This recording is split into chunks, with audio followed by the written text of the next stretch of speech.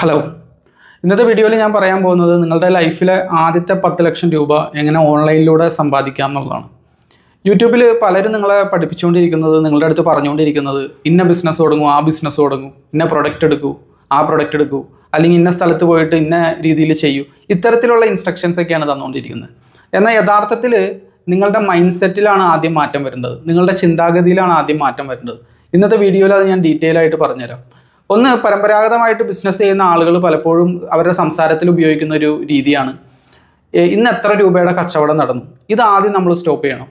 ഇന്ന് എത്ര രൂപയുടെ കച്ചവടം നടന്നു എന്നല്ല ചോദിക്കേണ്ടത്, ഇന്നത്തെ സെയിലിൽ നിന്ന് നമുക്ക് എത്ര രൂപയുടെ ലാഭമുണ്ട്, ഇതാണ് നമ്മൾ ആദ്യം ചോദിക്കേണ്ടത്. കാരണം സെയിൽ എന്ന് പറഞ്ഞു കഴിഞ്ഞാൽ നമുക്ക് സ്വതന്ത്രമായിട്ട് എടുത്ത് ഉപയോഗിക്കാൻ പറ്റുന്ന കാശല്ല. ഇപ്പോൾ ഇന്ന് നിങ്ങൾക്ക് 25,000 രൂപയുടെ സെയിൽ നടന്നു കഴിഞ്ഞാൽ 25,000 നമ്മളുടെ ലാഭമല്ല, ലാഭം മാത്രമാണ് നമുക്ക് സ്വതന്ത്രമായിട്ട് എടുത്ത് ഉപയോഗിക്കാൻ പറ്റുന്നത്. ഇത് പലർക്കും അറിയാമെങ്കിലും അവരുടെ ആ ഒരു ഭാഷയിൽ, ചിന്തയിൽ സെയിൽ എന്നുള്ളൊരു ചിന്തയാണ് അധിക സമയവും വന്നത്. ഇവിടെ നിങ്ങൾ ചിന്തിക്കേണ്ട എങ്ങനെയാണെന്ന് വെച്ച് കഴിഞ്ഞാൽ, ഞാൻ ജസ്റ്റ് ഒരു ഫോർമുല പറഞ്ഞുതരാം. ബിസിനസ്സിൽ നിന്നുള്ള വരുമാനം എന്ന് പറഞ്ഞു കഴിഞ്ഞാൽ units sold multiplied by unit profit എന്നാണ്. എത്ര എണ്ണം നിങ്ങൾ വിറ്റു, ഒരെണ്ണം വിൽക്കുമ്പോൾ എന്ത് ലാഭമുണ്ട്. വേറൊരു രീതി പറഞ്ഞു കഴിഞ്ഞാൽ, ഒരു ദിവസം നിങ്ങൾക്ക് എത്ര കസ്റ്റമേഴ്സ് വരുന്നുണ്ട്, ഒരു കസ്റ്റമറിൽ നിന്ന് എന്ത് ലാഭം കിട്ടുന്നു. ഇതാണ് ശരിക്കും പറഞ്ഞു കഴിഞ്ഞാൽ നമ്മൾ ഈ ഒരു ഫോർമുലയാണ് നമ്മൾ ശരിക്കും പഠിക്കേണ്ടത്. അതല്ലാതെ എത്ര സെയിൽ നടന്നു എന്നുള്ളതല്ല. എത്ര സെയിൽ നടന്നിട്ടും കാര്യമില്ല, ലാഭം മെച്ചപ്പെട്ട രീതിയിലില്ലെങ്കിൽ നമുക്ക് വരുമാനം നല്ല രീതിയിൽ വരില്ല. ഞാൻ ഈ വീഡിയോയിൽ അധികം പറയുന്നത് ഓൺലൈനിൻ്റെ കാര്യമാണ്. ഓൺലൈനിൽ എങ്ങനെ ഏൺ ചെയ്യാം എന്നുള്ളതാണ്. ഇവിടെ പലരും വരുത്തുന്നൊരു മിസ്റ്റേക്ക് എന്താണെന്ന് വെച്ച് കഴിഞ്ഞാൽ, അവർ അധികം ഫോക്കസ് കൊടുക്കുന്നത് സെയിലിലാണ്. ലാഭത്തിനെ കംപ്ലീറ്റ്ലി മറന്നു കളഞ്ഞിട്ടാണ് ചെയ്യാറ്. നിങ്ങൾ ചെയ്യേണ്ടത് എന്താണെന്ന് വെച്ച് കഴിഞ്ഞാൽ, ഓൺലൈനിൽ ഒരു പ്രൊഡക്റ്റ് സെലക്ട് ചെയ്യാൻ നേരത്ത്, അല്ലെങ്കിൽ ഒരു പ്രത്യേക സർവീസ് നിങ്ങൾ പ്രൊവൈഡ് ചെയ്യാൻ ഉദ്ദേശിക്കുന്നുണ്ടെങ്കിൽ ആദ്യം തന്നെ ചിന്തിക്കേണ്ടത് ഒരു സെയിലിൽ നിന്ന് എന്ത് ലാഭം കിട്ടും എന്നുള്ളതാണ്. പലരും ചെയ്യണത് എന്താണെന്ന് വെച്ച് കഴിഞ്ഞാൽ, വളരെ ലാഭം കുറഞ്ഞ് വളരെ തീരെ ചീപ്പായിട്ടുള്ള പ്രൊഡക്റ്റുകളാണ് അവർ സെല്ല് ചെയ്യാൻ, അവരുടെ മനസ്സിലേക്ക് ആദ്യം വന്നത് ഇതാണ്, വളരെ വില കുറഞ്ഞ പ്രൊഡക്റ്റുകൾ. ഇവിടുത്തെ പ്രശ്നം എന്താണെന്ന് വെച്ച് കഴിഞ്ഞാൽ, വളരെ വില കുറഞ്ഞ പ്രൊഡക്റ്റുകൾ നിങ്ങൾ സെല്ല് ചെയ്യാൻ നേരത്ത് വളരെ തുച്ഛമായിട്ടുള്ള ലാഭമാണ് അതിൽ നിന്ന് കിട്ടുന്നത്.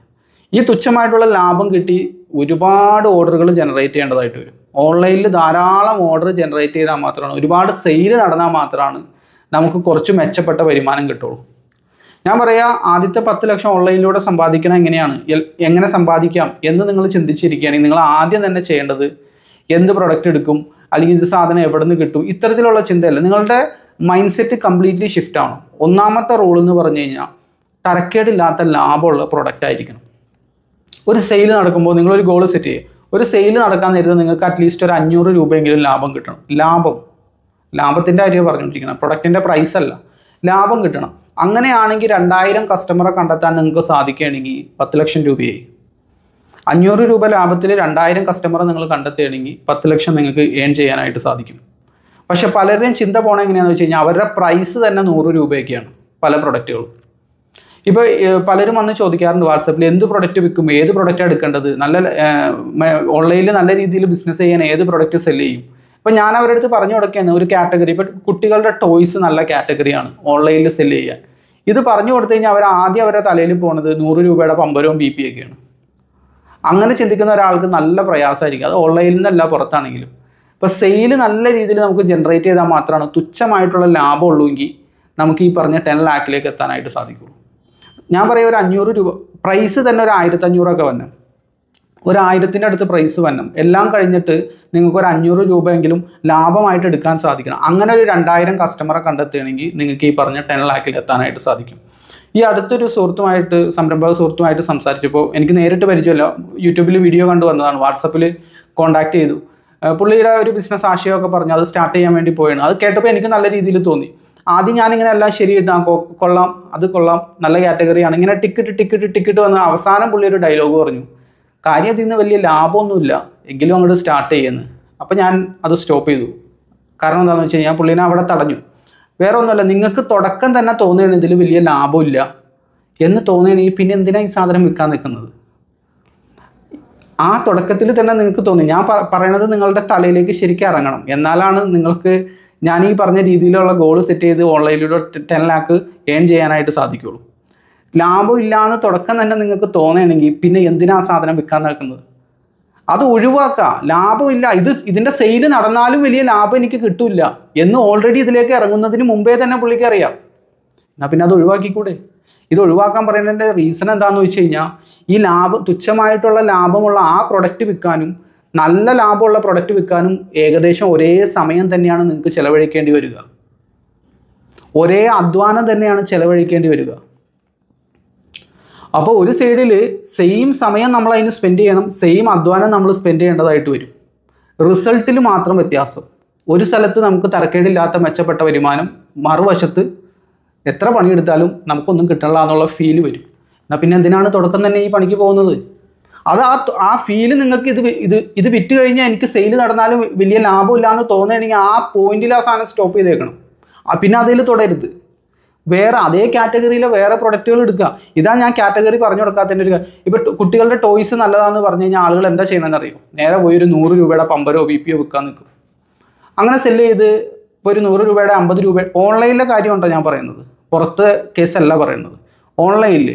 അപ്പോൾ ഈ 100 രൂപയുടെ 50 രൂപയുടെയൊക്കെ പ്രൊഡക്റ്റ് നിങ്ങൾ വിൽക്കുമ്പോൾ നിങ്ങൾക്ക് കിട്ടുന്നത് ഈ 30 രൂപ 50 രൂപ ലാഭമൊക്കെയാണ്. ഇങ്ങനത്തെ തുച്ഛമായിട്ടുള്ള ലാഭം കിട്ടി എത്ര എണ്ണം വിറ്റാലാണ് ഈ 10 ലക്ഷത്തിലേക്ക് വരിക എന്നുള്ളത് ഒരു കാൽക്കുലേറ്റർ എടുത്ത് നിങ്ങൾ കണക്കൂട്ടി നോക്കാം. അതിനു മാത്രം കസ്റ്റമറെ നിങ്ങൾ കണ്ടെത്തണം, അതിനു മാത്രം കസ്റ്റമറുമായിട്ട് നിങ്ങൾ ചാറ്റ് ചെയ്യണം, അത്രയും ഡീലിങ് നിങ്ങൾ അവിടെ നടത്തണം. ഏറെക്കുറെ സിമിലർ ടൈമും അതേപോലെ തന്നെ എഫേർട്ടുമാണ് അവിടെ വന്നത്. അപ്പോൾ തുടക്കം തന്നെ നിങ്ങൾ ഊഹിച്ചോ, നിങ്ങൾ നിലവിലിപ്പോൾ ഒരു ബിസിനസ്സിലേക്ക് ഇറങ്ങിയിട്ടില്ലെങ്കിൽ തുടക്കം തന്നെ നിങ്ങളൊരു ഗോൾ സെറ്റ് ചെയ്തു, മിനിമം ഒരു 500 രൂപയെങ്കിലും ലാഭം ഉള്ള പ്രൊഡക്റ്റിൽ തുടങ്ങാം. ഏതായാലും നിങ്ങൾ ഇതിലേക്ക് ഇറങ്ങാൻ തീരുമാനിച്ചു എങ്കിൽ കുറച്ച് മെച്ചപ്പെട്ട രീതിയിലുള്ള ബിസിനസ് നിങ്ങൾ ചെയ്യാനായിട്ട് നോക്കാം. ഈ ചില്ലറ ലാഭത്തിൻ്റെ പരിപാടിക്ക് നിൽക്കാതിരിക്കുക. തലവേദനയാണ്, ഞാൻ ചെയ്തു നോക്കിയിട്ടുണ്ട്, അതുകൊണ്ട് പറയണതാണ്. ഞാൻ വെറുതെ വന്നിരുന്ന് ക്യാമറ ഓൺ ചെയ്ത് പറയണല്ല, എൻ്റെ പഴയ വീഡിയോസ് നിങ്ങൾ എടുത്ത് നോക്കാം. ഈ തുച്ഛമായിട്ടുള്ള ലാഭത്തിൻ്റെ പ്രൊഡക്റ്റ് വിൽക്കാൻ നേരത്ത് നമുക്ക് ഒരുപാട് സെയിൽ ജനറേറ്റ് ചെയ്യണം. നല്ല പ്രയാസമാണ് മെച്ചപ്പെട്ട വരുമാനം ഉണ്ടാക്കാനായിട്ട്. ഒരു സെയിൽ നടക്കുമ്പോൾ തന്നെ നമുക്കൊരു നല്ല രീതിയിലുള്ള പ്രോഫിറ്റ്, ബിസിനസ്സിലെ വരുമാനത്തിൻ്റെ ഫോർമുല പറഞ്ഞത് ഓർക്കണ്ടല്ലോ, unit sold multiplied by unit profit. എത്ര എണ്ണം വിറ്റു, ഒരെണ്ണം വിൽക്കുമ്പോൾ എന്ത് ലാഭമുണ്ട്, എത്ര കസ്റ്റമറെ നിങ്ങൾക്ക് ഒരു ദിവസം കണ്ടെത്താൻ സാധിക്കും, ഒരു കസ്റ്റമറിൽ നിന്ന് എന്ത് ലാഭമുണ്ട്. ഈ ഫോർമുല മാത്രം പഠിച്ചാൽ മതി. നിങ്ങൾ അക്കൗണ്ടിങ്ങോ ഫൈനാൻസോ ഒന്നും പഠിക്കേണ്ട കാര്യമില്ല ഇനീഷ്യൽ സ്റ്റേജിൽ.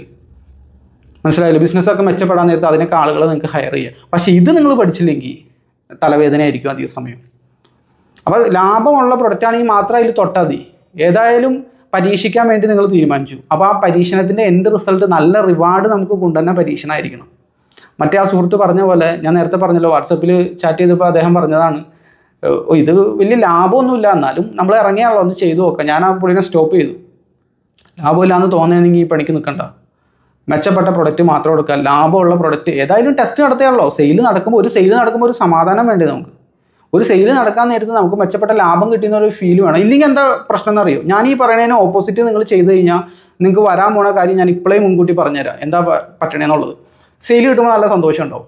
നല്ല ഒരുപാട് സെയിൽ വരുന്നു, ആളുകൾ കോൺടാക്ട് ചെയ്യുന്നു, എൻക്വയറി ചെയ്യുന്നു, കുറേ പേരൊക്കെ വാങ്ങുന്നു. അവസാനം കണക്ക് കൂട്ടാൻ നേരത്ത് ഞാൻ ഒരുപാട് പണിയെടുത്ത പോലെ എനിക്ക് ഫീലിംഗ് ഉണ്ടാവും. പക്ഷേ വലിയ കാര്യമായിട്ടുള്ള ലാഭം നമുക്ക് കിട്ടണില്ല. എന്താ സംഭവിച്ചത്? ആ പോയിന്റിൽ വെച്ച് ചിന്തിച്ച് നിരാശപ്പെട്ടിരുന്നിട്ട് കാര്യമില്ല. സംഭവിച്ചത് വേറെ ഒന്നുമല്ല, ഒരു സെയിൽ കിടക്കുമ്പോൾ വളരെ തുച്ഛമായിട്ടുള്ള ലാഭം നിങ്ങൾക്ക് കിട്ടണുള്ളൂ. അപ്പോൾ എത്ര സെയിൽ കിടന്നാലും വലിയ കാര്യമായിട്ടൊന്നും കിട്ടില്ല. ഓൺലൈനിലെ കേസാണ് ഞാൻ പറയുന്നത്. അപ്പോൾ ഇത് കൃത്യമായിട്ട് നിങ്ങൾ നോക്കുക. ലാഭമുള്ള പരിപാടിക്ക് മാത്രം നിൽക്കുക. ഓൺലൈനിൽ നല്ല രീതിയിൽ മണി മേക്ക് ചെയ്യണം എന്ന് ഉദ്ദേശിക്കുന്ന ആളുകളോടാണ് ഞാൻ പറയുന്നത്. നിങ്ങളുടെ മൈൻഡ് സെറ്റ് കറക്റ്റാക്കിയതിന് ശേഷം, നിങ്ങളുടെ ആ ചിന്താഗതി കറക്റ്റാക്കിയതിന് ശേഷം ഇനി അടുത്തതായിട്ട് ചെയ്യേണ്ടതാണ് മാർക്കറ്റിംഗ് എന്നുള്ളത്. അപ്പോൾ നിങ്ങൾ പ്രൊഡക്റ്റ് കണ്ടെത്തി, ഏത് കാറ്റഗറിയിലും ആവാം. ബേസിക് ആയിട്ടുള്ള റൂൾ എന്ന് പറഞ്ഞു കഴിഞ്ഞാൽ പെട്ടെന്ന് ഡാമേജ് വരുന്നതാവരുത്, അതേപോലെ തന്നെ വളരെ തുച്ഛമായിട്ടുള്ള ലാഭത്തിൻ്റേതാവരുത്. എന്തെങ്കിലും ഒരു പ്രൊഡക്റ്റ് കണ്ടെത്തുക, അല്ലെങ്കിൽ ഓൺലൈനിലൂടെ ഡെലിവറി ചെയ്യാൻ പറ്റുന്ന എന്തെങ്കിലും സർവീസ് നിങ്ങൾ കണ്ടെത്തുക, അത് പ്രൊവൈഡ് ചെയ്യാനായിട്ട് നോക്കുക. ഇതിന് ശേഷം വരുന്നതാണ്, അത് കണ്ടെത്തിയതിന് ശേഷം നിങ്ങൾ ചെയ്യേണ്ടതാണ് മാർക്കറ്റിംഗ് എന്നുള്ളത്. മാർക്കറ്റിംഗ് എന്ന് പറഞ്ഞാൽ അറിയാലോ, നമ്മളിൽ നിന്ന് വാങ്ങാൻ സാധ്യതയുള്ള വിഭാഗം കസ്റ്റമേഴ്സിനെയാണ് പൊട്ടൻഷ്യൽ കസ്റ്റമേഴ്സ് എന്ന് പറയുന്നത്. ഇവരിലേക്ക് എത്താൻ വേണ്ടി നമ്മൾ ചെയ്യുന്ന കാര്യങ്ങളെയാണ് മാർക്കറ്റിംഗ് എന്ന് പറയുന്നത്. അപ്പോൾ എങ്ങനെയെങ്കിലും ഇവരിലേക്ക് എത്താനായിട്ട് നിങ്ങൾ ശ്രമിക്കുക ഓൺലൈനിലൂടെ. അതെങ്ങനെയാണെന്ന് ചോദിച്ചു കഴിഞ്ഞാൽ ഏറ്റവും എളുപ്പത്തിൽ, വേഗത്തിൽ, ലാഭകരമായിട്ട് നമുക്ക് ചെയ്യാൻ പറ്റുന്നത് സോഷ്യൽ മീഡിയയിലൂടെയാണ്, യാതൊരു സംശയമില്ല. സോഷ്യൽ മീഡിയയിൽ അത് നിങ്ങൾക്ക് ചെയ്യാൻ പറ്റുന്നത് വീഡിയോ മാർക്കറ്റിങ്ങിലൂടെയാണ്. വീഡിയോയിലൂടെയാണ് നിങ്ങൾ നിങ്ങളുടെ പൊട്ടൻഷ്യൽ കസ്റ്റമേഴ്സിലേക്ക് എത്തേണ്ടത്. ഈ കസ്റ്റമേഴ്സിലേക്ക് എത്താന്ന് പറയുമ്പോൾ നമ്മൾ വേറെ കാര്യമായിട്ടൊന്നും ചെയ്യാനില്ല. സോഷ്യൽ മീഡിയയാണ് നമുക്ക് വേണ്ടി ആ പണിയെല്ലാം എടുക്കുന്നത്. നമ്മൾ ചെയ്യേണ്ടത് എന്താണെന്ന് വെച്ച് കഴിഞ്ഞാൽ വീഡിയോ മാർക്കറ്റിങ്ങിലൂടെ നിങ്ങളുടെ ബിസിനസ് എന്താണ്, നിങ്ങളുടെ പ്രൊഡക്റ്റ് എന്താണ്, ഇതെല്ലാം പരിചയപ്പെടുത്താം. ഈ സോഷ്യൽ മീഡിയയുടെ ഒരു ഗുണം എന്താണെന്ന് വെച്ച് കഴിഞ്ഞാൽ ഇതിന് പ്രത്യേക റൂളോ കാര്യങ്ങളോ ഒന്നുമില്ല. അതായത് ഒരു TV ആങ്കർ സംസാരിക്കണ പോലെ സംസാരിക്കണം, ഒരു എന്താ പറയുക അവരുടെ ഒരു സ്റ്റുഡിയോ സെറ്റപ്പ് വേണം, ഇതൊന്നും സോഷ്യൽ മീഡിയക്കില്ല. ഇതിൻ്റെ പേര് തന്നെ സോഷ്യൽ മീഡിയ എന്നാണ്. മൊത്തത്തിൽ സമൂഹത്തിലുള്ള എല്ലാവർക്കും അങ്ങോട്ടും ഇങ്ങോട്ടും ഷെയർ ചെയ്യാനുള്ളൊരു പ്ലാറ്റ്ഫോമാണിത്, ഇൻഫർമേഷൻസ് ഷെയർ ചെയ്യാനുള്ളത്. അപ്പം നിങ്ങളുടെ രീതി എന്താണോ, ഈ പലരും ചെയ്യണ ഒരു അബദ്ധം എന്താണെന്ന് അറിയോ, വലിയൊരു മണ്ടത്തരം എന്താണെന്ന് അറിയോ, ഇവർ സ്മോൾ ബിസിനസ് ആയിരിക്കും, ചെറിയ ബിസിനസ് ആയിരിക്കും, ഒരു എന്താ പറയുക 1 കോടിയുടെ താഴെയൊക്കെ ആയിരിക്കും അവരുടെ turn over, yearly turn over 1 കോടിയുടെ താഴെയൊക്കെ ആയിരിക്കും. അതൊക്കെ ചെറിയ ബിസിനസ് ആണല്ലോ. സ്മോൾ ബിസിനസ് ചിലപ്പോൾ അതിലും താഴെയായിരിക്കും ടേൺ ഓവർ, വളരെ സ്റ്റാർട്ട് ചെയ്തിട്ടായിരിക്കും ചിലപ്പോൾ ഉണ്ടാവുള്ളൂ. അപ്പോൾ വളരെ ചെറിയൊരു ബിസിനസ്സാണ് അവർ, സ്മോൾ ബിസിനസ്സാണ്. ഇങ്ങനെയാണെങ്കിൽ കൂടിയും അവർ വലിയൊരു കോർപ്പറേറ്റ് കമ്പനി ആണെന്ന് തോന്നിപ്പിക്കുന്ന കാര്യങ്ങളൊക്കെ ചെയ്യാനായിട്ട് നോക്കും. വലിയ മണ്ടത്തരാണ്. കാരണം എന്താണെന്ന് വെച്ച് കഴിഞ്ഞാൽ പലപ്പോഴും നമ്മളുടെ സംരംഭകരൊക്കെ ചെയ്യണമെന്ന് വെച്ച് കഴിഞ്ഞാൽ കോർപ്പറേറ്റ് കമ്പനികളെ കോപ്പി അടിക്കാനായിട്ട് നോക്കും.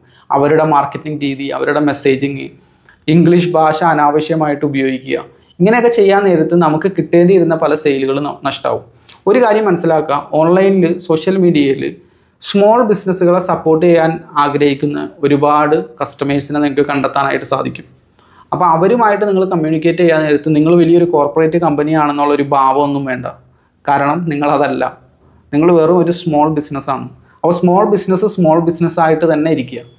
കാരണം സ്മോൾ ബിസിനസ്സുകളെ ട്രസ്റ്റ് ചെയ്യുന്ന ഒരുപാട് കസ്റ്റമേഴ്സ് ഉണ്ട്. കോർപ്പറേറ്റ് പ്രൊഡക്റ്റുകളെ അധികം വിശ്വാസത്തിലെടുക്കാത്ത ഒരുപാട് പേരുണ്ട്. അപ്പോൾ സ്മോൾ ബിസിനസ്സുകൾക്കും അവസരമുണ്ട്. സോഷ്യൽ മീഡിയയിലൂടെ നിങ്ങൾക്ക് കസ്റ്റമറെ കണ്ടെത്താനുള്ള കാര്യങ്ങളാണ് നിങ്ങൾ അധികം ചെയ്യേണ്ടത്. എങ്ങനെ കൂടുതൽ കസ്റ്റമേഴ്സിലേക്ക് എത്തിക്കാം, മാക്സിമം നമ്പർ ഓഫ് കസ്റ്റമേഴ്സിനെ കണ്ടെത്തുക എന്നുള്ളതാണ് നിങ്ങൾ ചെയ്യേണ്ടത്. ഇത് ചെയ്യാതെ മറ്റു പല കാര്യങ്ങളിലുമാണ് നമ്മൾ അധികം ഫോക്കസ് കൊടുക്കുക. എന്താ പറയുക, ലോഗോയുടെ കളറ് പച്ച അടിക്കണോ നീല അടിക്കണോ, അങ്ങനത്തെ ഒരുപാട് കാര്യങ്ങളുണ്ടല്ലോ അനാവശ്യമായിട്ട്. ഇതിലൊക്കെ ചെറിയ ചെറിയ കാര്യങ്ങളൊക്കെ ഉണ്ടെങ്കിലും തുടക്ക സമയത്ത് മാക്സിമം സെയിൽ ഉണ്ടാക്കുക എന്നുള്ളതാണ് നമ്മൾ ആദ്യം ചിന്തിക്കേണ്ടത്. പിന്നെ ഒരു 15 വർഷം കഴിഞ്ഞ് എന്തായിരിക്കും, ഇതിപ്പോൾ ഇങ്ങനെ ചെയ്താൽ ഒരു 20 കൊല്ലം കഴിയാൻ നേരത്തെ എന്ത് ചെയ്യും, 15 കൊല്ലം കഴിയുമ്പോൾ എന്ത്, അതൊന്നും ഓർത്ത് ഇപ്പോഴേ വറി ചെയ്യാതിരിക്കുക. കാരണം അതൊക്കെ ആ ടൈമിലാവുമ്പോൾ നമുക്ക് അതിനനുസരിച്ചുള്ള ആളുകളെല്ലാം ഹയർ ചെയ്ത് ആ ടൈം ആകുമ്പോൾ അതിനനുസരിച്ചുള്ള രീതിയിൽ ചെയ്യാം. നിങ്ങൾ വലിയ വിഷൻസ് കണ്ട് ഇപ്പോഴേ തന്നെ അതിന് അഡ്ജസ്റ്റ്മെൻറ്റുകൾ വരുത്താൻ നോക്കരുത്. വലിയ സ്വപ്നങ്ങൾ കാണുന്നതുകൊണ്ട് യാതൊരു തെറ്റുമില്ല, അങ്ങനെ തന്നെയാണ് വേണ്ടത്. പക്ഷേ ചെറുതായിട്ട് തുടങ്ങുക എന്നുള്ളതാണ് ആദ്യം ചെയ്യേണ്ടത്. കാരണം നിങ്ങൾക്ക് വേറെ ഓപ്ഷനില്ല. ചെറുതായിട്ട് തുടങ്ങാൻ ഉദ്ദേശിക്കുന്ന ആൾക്ക് മറ്റ് റിസോഴ്സുകളോ കാര്യങ്ങളോ ഒന്നും ഇല്ലെങ്കിൽ വേറെ അവിടെ എന്താ ഓപ്ഷനുള്ളൂ, ചെറുതായിട്ട് തുടങ്ങാമെന്നുള്ളത് മാത്രമാണ് ഓപ്ഷനുള്ളത്, വേറൊരു ഓപ്ഷനും അവിടെ ഇല്ല. അപ്പോൾ ഇത് പ്രത്യേകമായിട്ട് ശ്രദ്ധിക്കാം. മാർക്കറ്റിംഗ്, വീഡിയോ എങ്ങനെ ചെയ്യണമെന്നുള്ളതിന് പ്രത്യേക റൂളോ കാര്യങ്ങളോ ഒന്നും തന്നെ ഇല്ല. നേരത്തെ പറഞ്ഞ പോലെ ഇത് സോഷ്യൽ മീഡിയയാണ്. അപ്പോൾ സോഷ്യൽ മീഡിയയിൽ അങ്ങനെ പ്രത്യേകിച്ച് റൂളോ കാര്യങ്ങളോ ഒന്നും തന്നെ ഇല്ല. നിങ്ങളുടെ നാച്ചുറലായിട്ടുള്ള ടോൺ എങ്ങനെയാണോ, നിങ്ങളുടെ നാച്ചുറലായിട്ട് നിങ്ങൾ എങ്ങനെയാണോ സെല്ല് ചെയ്യണം, അതുപോലെ തന്നെ നിങ്ങൾക്ക് സെല്ല് ചെയ്യാനായിട്ട് സാധിക്കും. ഇപ്പോൾ ഒരു ഉദാഹരണം പറയുകയാണെങ്കിൽ നിങ്ങൾക്ക് എന്ത് വേണമെങ്കിലും വീഡിയോയിൽ പറയാം. നിങ്ങളുടെ ഇൻഡസ്ട്രിയുമായി ബന്ധപ്പെട്ടത്, അതുപോലെ തന്നെ ഇൻഡസ്ട്രിയിൽ എന്തെങ്കിലുമൊക്കെ തട്ടിപ്പ് നടക്കണമെങ്കിൽ അത് നിങ്ങൾക്ക് എക്സ്പോസ് ചെയ്യാം. അതായത് ഇപ്പോൾ നിങ്ങൾ ഓർഗാനിക് പ്രൊഡക്റ്റുകളായിരിക്കും സെല്ല് ചെയ്യുക. അപ്പോൾ പാക്ഡ് ഫുഡിൽ ഒരുപാട് കളേഴ്സ്, പ്രിസർവേറ്റീവ് ഇത്തരത്തിലുള്ള കാര്യങ്ങളൊക്കെ ആഡ് ചെയ്യണമെങ്കിൽ അത് ഒരുപാട് ആരോഗ്യ പ്രശ്നമൊക്കെ ഉണ്ടാക്കണമെങ്കിൽ അത് പറയാം. നിങ്ങളുടെ കസ്റ്റമറെ എഡ്യൂക്കേറ്റ് ചെയ്യുക. ഒരുപാട് ഓപ്ഷൻ ഉണ്ട്. അത് ഇന്നത് തന്നെ ആയിരിക്കണം എന്ന് യാതൊരു നിർബന്ധമില്ല. പക്ഷെ പലരും ചെയ്യണം എങ്ങനെയാണെന്ന് ഞാൻ പറഞ്ഞുതരാം. അവർ ആരെങ്കിലും കണ്ടെത്തിയിട്ട് ഒരു വീഡിയോ ഉണ്ടാക്കും, ജസ്റ്റ് 1 വീഡിയോ. അത് ഏതെങ്കിലും ഒരു പെൺകുട്ടിയായിരിക്കാം, ഒരു ചുരിദാറൊക്കെ ഇട്ട് നിന്നിട്ട് ഇതാ നിങ്ങൾക്കും വമ്പിച്ച അവസരം എന്നൊക്കെ പറഞ്ഞിട്ടുള്ള രീതിയിലുള്ള കൊമേഴ്ഷ്യൽ, TV കൊമേഴ്ഷ്യലിൻ്റെ സ്റ്റൈലിലുള്ള വീഡിയോസ് അവർ ചെയ്യാനായിട്ട് നോക്കും. അതായത് അത് കാണുമ്പോൾ തന്നെ ഒരാൾക്ക് മനസ്സിലാവും സോഷ്യൽ മീഡിയയിൽ ഇതൊരു പരസ്യമാണെന്നുള്ളത്. ആളുകൾ പരസ്യമെന്ന് കണ്ടാൽ നിങ്ങളെന്താ ചെയ്യുക, ഒരു സംഗതി പരസ്യമാണെന്ന് കണ്ടാൽ നിങ്ങളെന്താ ചെയ്യുക, അത് സ്കിപ്പ് ചെയ്യും. അത് തന്നെ നിങ്ങളുടെ കസ്റ്റമറും ചെയ്യും. മനസ്സിലായല്ലോ? നിങ്ങൾക്ക് ആ സ്വാതന്ത്ര്യം ഉണ്ടെങ്കിൽ മറ്റുള്ളവർക്കും അതുണ്ട്. അപ്പോൾ പരസ്യമാണെന്ന് അവർ മനസ്സിലാക്കുകയാണെങ്കിൽ അവർ സ്കിപ്പ് ചെയ്ത് കളയും. നിങ്ങൾ സ്കിപ്പ് ചെയ്യുന്ന പോലെ തന്നെ പരസ്യമാണെന്ന് തോന്നരുത്. അപ്പോൾ ഇങ്ങനെയാണ് മോഡേൺ മാർക്കറ്റിംഗ് നമ്മൾ സോഷ്യൽ മീഡിയയിലൂടെ ചെയ്യേണ്ടത്. ധാരാളം കസ്റ്റമേഴ്സിനെ നിങ്ങൾക്ക് കണ്ടെത്താനായിട്ട് സാധിക്കും. ആദ്യം നിങ്ങളുടെ മൈൻഡ് സെറ്റ് ക്ലിയർ ആക്കുക.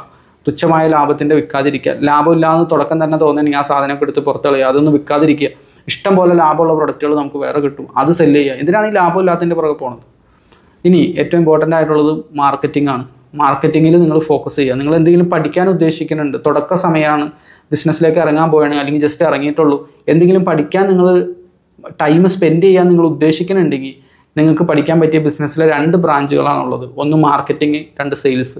ഇതിനെ ഇൻകം പ്രൊഡ്യൂസിങ് ആക്ടിവിറ്റീസ് എന്നാണ് പറയാറ്, മാർക്കറ്റിംഗ് ആൻഡ് സെയിൽസിന്.